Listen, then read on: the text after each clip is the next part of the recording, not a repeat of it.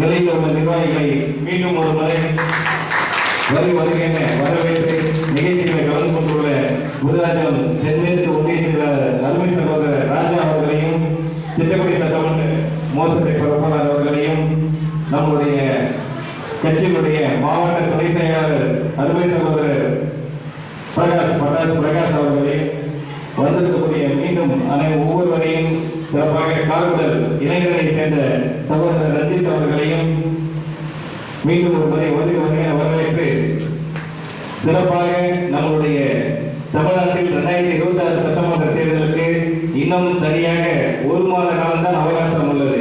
இந்த மாதம் இறுதியில் தேர்தல் தேதி அறிவித்து விடுவார்கள். அடுத்தது மார்ச் மாதம் ஒரு மாதம் முழுமையாக இடைவெளி இருக்கும். ஏப்ரல் முதல் வாரத்தில் தேர்தல் வந்துவிடும். இத்தகைய சூழ்நிலையில் நம்முடைய பாட்டாளி மக்கள் கட்சியின் நிறுவனர் தலைவர் அவர்கள் எந்த கட்சியோடு கூட்டணி வைக்கிறார்களோ அந்த கட்சி தான் உறுதியாக தமிழகத்தில் ஆட்சியை பிடிக்கும் என்ற மகிழ்ச்சியான செய்தியை சொல்லிக் கொள்வதில் மிகவும் பெருமை அடைகிறோம்.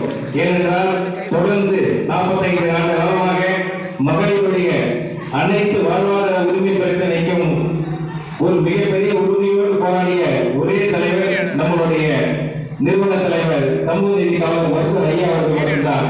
ஏனென்றால் அன்றைய காலம் வன்னியர் சங்கம் தொடங்கிய காலத்திலிருந்தே ஓட்டு வங்கியை ஒரு பெரிதாக எடுத்துக் கொள்ளாமல் ஒவ்வொரு ஆண்களும் கண்டிப்பாக மது அருந்தக்கூடாது, அப்படி அருந்துவிட்டு வந்தால் பொறுப்பு கிடையாது, பொறுப்பிலிருந்து அடிப்படை உறுப்பிலிருந்து நீக்கி விடுவோம் என்று நம்முடைய அண்ணன் சகோதரர்களும் தெளிவாக தெரியும்.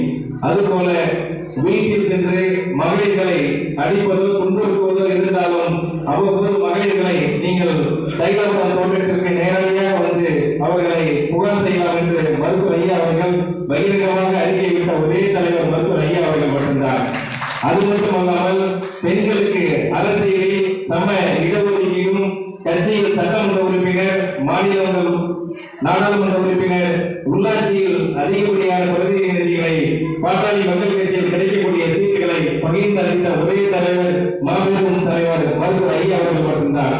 அதை எல்லாம் நாங்கள் தொடர்ந்து 25 ஆண்டு காலமாக சகோதரர் எம் மணிகண்டன் சொன்னது போல தொடர்ந்து ஒவ்வொரு தேர்தலில் நாங்கள் கண்டு கொண்டு வந்தாலும் பெண்களுக்கு குறிப்பாக மதுவுக்காக மாவட்டந்தோறும் மது ஒழிப்பு மாநாட்டை நடத்தி ஒவ்வொரு மாநாட்டிலும் உறுதியாக அந்தந்த மாவட்டத்தினுடைய அனைத்து கட்சி நிர்வாகிகளுக்கும் தமிழகத்தினுடைய அப்போது ஆளுகின்ற கட்சியாக இருந்தாலும் எதிர்கட்சியாக இருந்தாலும் உறுதியாக மதுவை ஒழிப்பதில் ஒரு உறுதியாக இருந்த தலைவர் நம்முடைய சமூக நீதி காவலர் மருத்துவர் ஐயா மட்டும்தான் என்பதையும் நாம் மிகவும் பெருமைப்பட வேண்டும்.